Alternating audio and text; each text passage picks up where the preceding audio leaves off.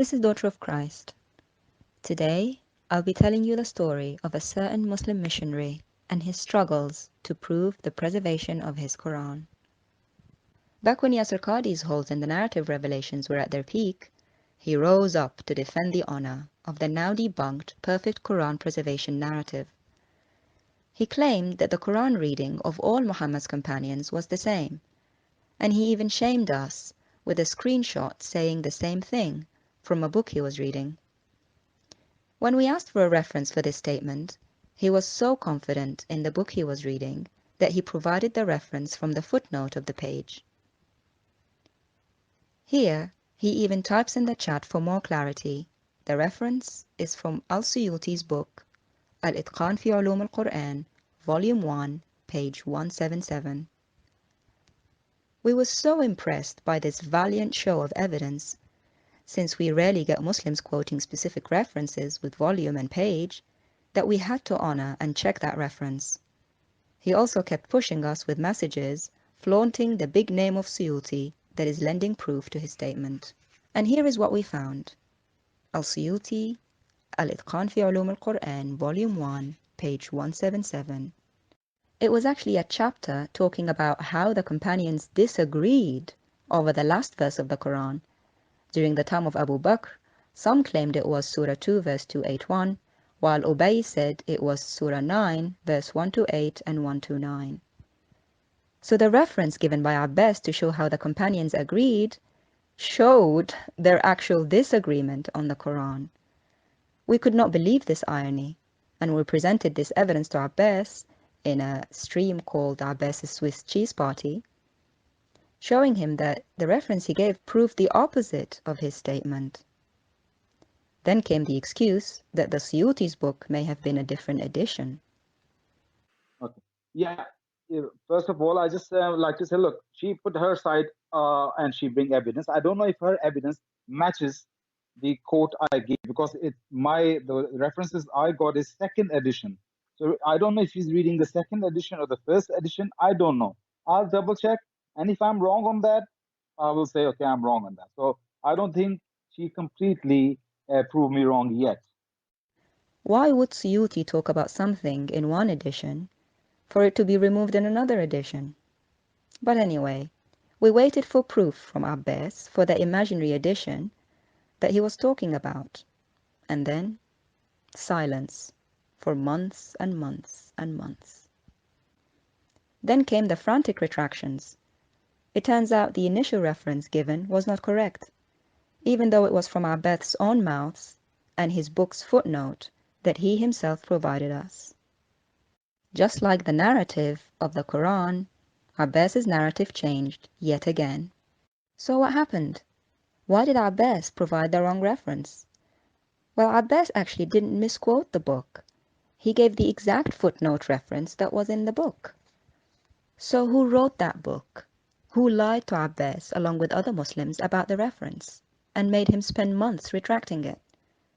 The book is called Mizan and is written by this man, Javed Ahmad Ghamidi, a contemporary scholar from Pakistan.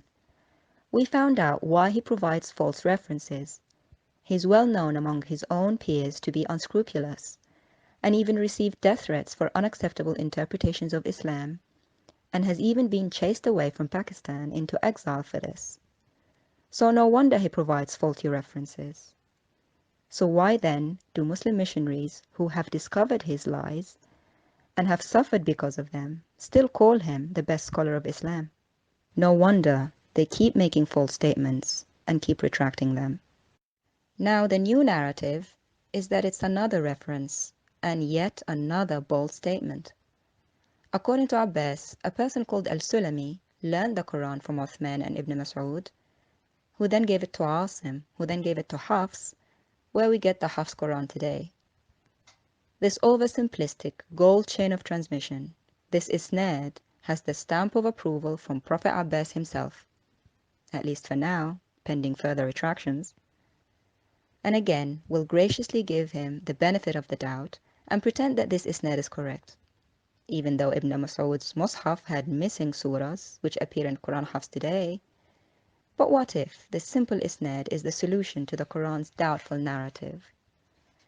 A key person in this chain is al-Sulami. His full name? Abu Abdurrahman al-Sulami.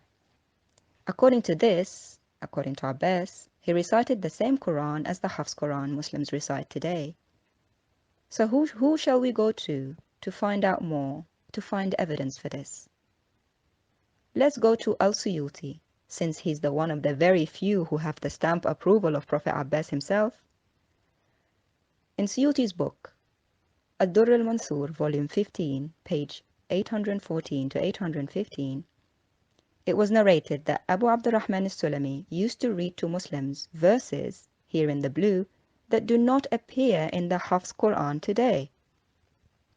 Al-Sulami claimed that Ibn Mas'ud and the Prophet used to recite those verses. Any Muslim who can read Arabic, have a look at the verses in the blue box. They say, "O Allah, we seek help and forgiveness from you. We praise you. We don't disbelieve in you. We believe in you. We disown and leave whoever denies you. We worship you. We pray and prostrate to you, and seek you earnestly. We hope for your mercy and fear your torture. Your torture will befall the disbelievers." Abbas, these were the verses recited and taught by your beloved al-Sulami, a key person in your golden chain of Quran transmission. Do you find any of those verses in your Hafs Quran today? For the non-Muslims who don't have the time or patience to read the Quran, I can tell you, the answer is no. Those verses do not appear in the modern Hafs Quran today. So how can we trust this chain you speak of, with this information from the very scholar you approved? Here is the latest episode in Abbas's story, his challenge to debate about the Mushafs of Ibn Mas'ud and Ubay. Even though in the first episode of his narrative, he claimed they were all reading the same Quran. But now he's saying they each had their own Mushaf and wants to debate us about it.